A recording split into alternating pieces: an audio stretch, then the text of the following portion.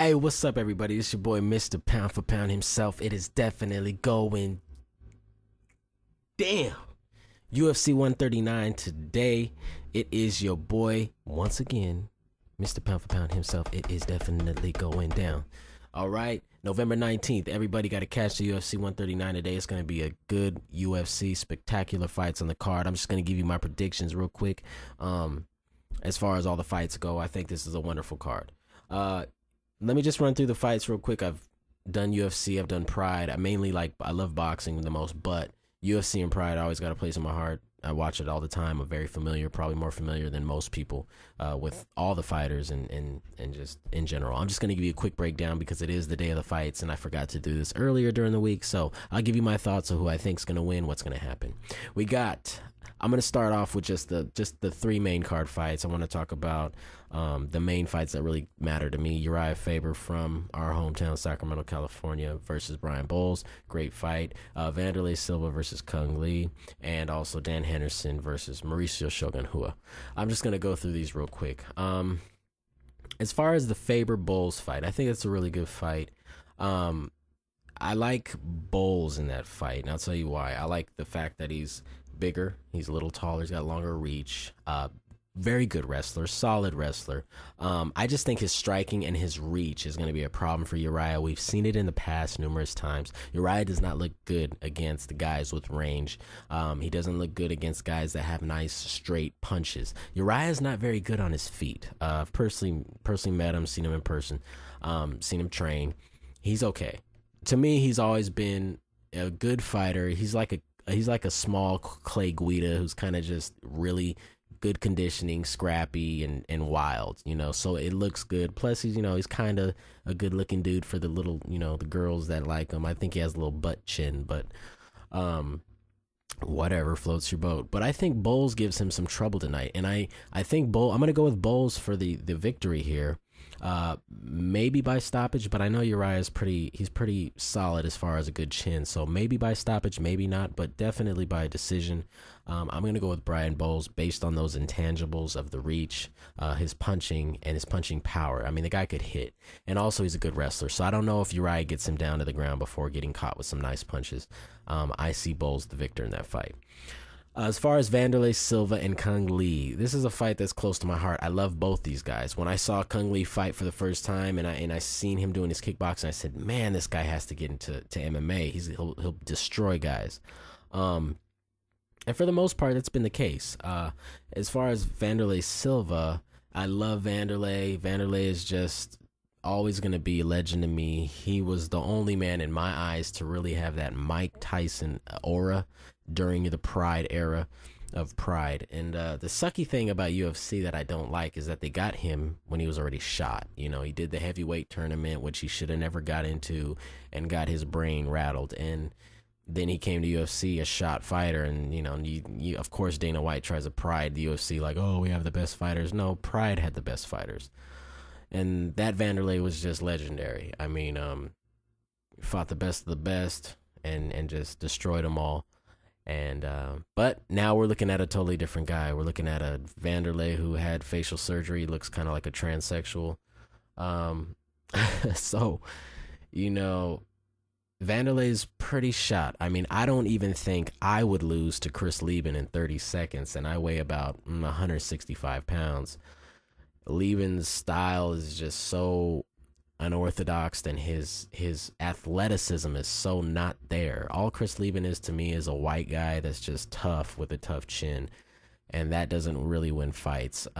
Anderson Silva pretty much showed what a good athlete could do to Chris Lieben at any given moment. And Vanderlei, that's how I knew Vanderlei was shot. I mean, you lose a guy like Chris Lieben in 30, 45 seconds. I don't remember how quick the fight ended. And then you lose in that way. You kind of just run in and flail, and then Lieben catches you and you go to bed. I mean, that's Chris Lieben. You just stand outside and pick that dude apart because he's not athletic. He's not fast.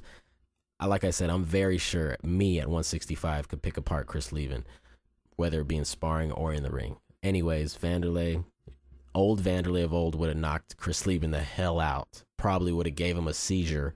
Probably would have been convulsing on the ground, old Vanderlei. But we're looking at a new guy here. Now, Kung Lee has great kicks, man. I mean, I'm expecting, this is going to be a short prediction. Vanderlei hasn't looked impressive. He gets knocked out by Lieben, which I think Lieben is a horrible fighter. I think he's okay in the UFC. Anywhere else where he's fighting someone with really good boxing, he gets knocked out every time. Like Brian Stan. Brian Stan would have knocked Lieben. Anyways, I think Kung Lee is going to knock Vanderlei out. I'm really rooting for Vanderlei. I really am rooting for Mr. Silva to win this fight, but I see Kung Lee knocking him out. It's going to be probably a head kick, maybe some punches. Just Vanderlei hasn't looked sharp. Not only has he looked sharp, his reflexes are kind of gone. So he reacts really late to things, and it's just not good. You know what I mean? So I'm going to go with Kung Lee by knockout against Vanderlei Silva, even though I will be rooting for Vanderlei, and I do hope Vanderlei wins. So I hope I am wrong. Trust me. The main event is Henderson versus Shogun. Two of my favorite fighters. Henderson's one of the gritty fighters from Pride, UFC. I mean, this guy's been all around. Strikeforce champion, Pride champion. He held the Pride heavyweight and light heavyweight belts at the same time, something that no one's ever done. Henderson is the quintessential demonstration of gritty, tough wrestler with good punching. Henderson is, to me, what all wrestlers should be. He's a good wrestler, not the best, but he's a very solid wrestler with great hands.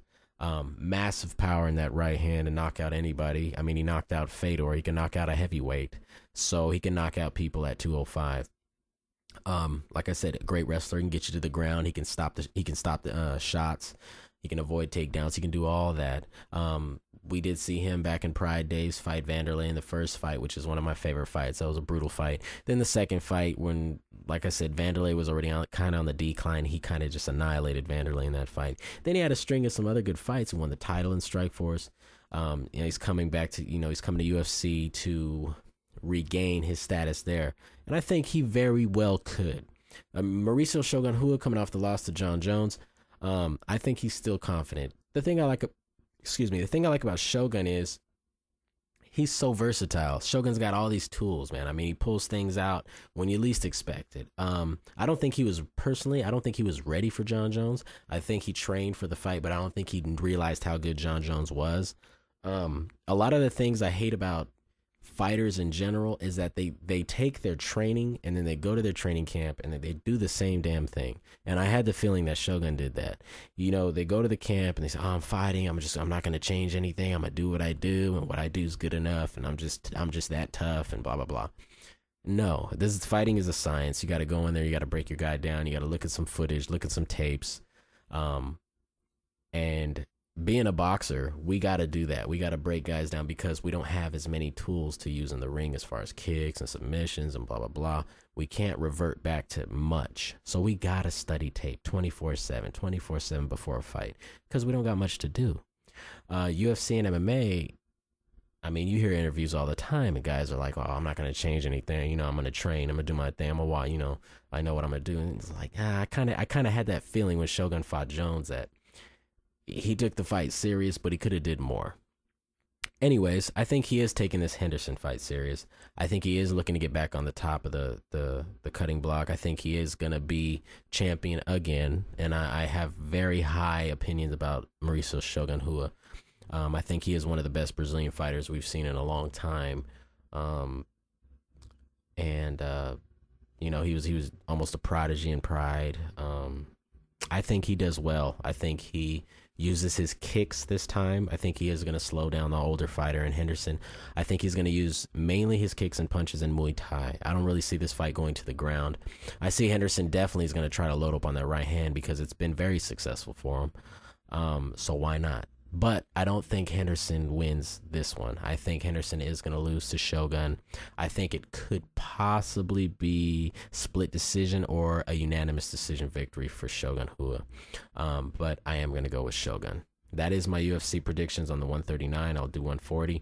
And you guys have a good weekend.